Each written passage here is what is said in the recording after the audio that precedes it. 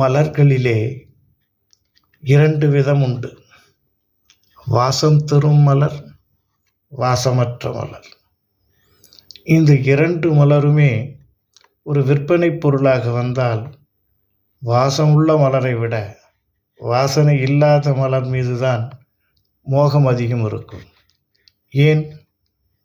வாசனை உள்ள மலர் உடனே வதங்கி விழுந்துவிடும் என்பதற்காகவா? வாசனை இல்லாத மலர் வதங்காதா? அதுவும் வதங்கும். அட்ராக்ஷன் என்ற ஒரு பொருள் வாசனை இல்லாத மலர். அதிலே பார்த்தவுடனே மோகிக்கும் ஒரு தன்மை இருக்கும். ஆகவே நாம் மலர்களில் பார்க்கின்ற வித்தியாசத்தை மனிதர்களிடத்திலேயும் காணலாம். வாசமுள்ள மலர் போல இருப்பவன் நமது அக்கறையில் கவனம் கொள்பவர். வாசனை இல்லாத மலர்களைப் போல இருப்பவர்கள் தன்னிடத்திலே இருப்பதை பகிர்ந்தெடுத்து அதன் பிறகு நம்மை விட்டு அகன்று சென்று விடுகிற ஒரு கூட்டமாக இருக்கும்.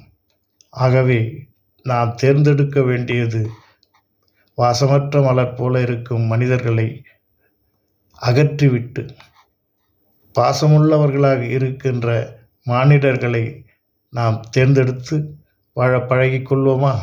எல்லாம் இன்பமயம், எப்பொழுதும் இன்பமயம்.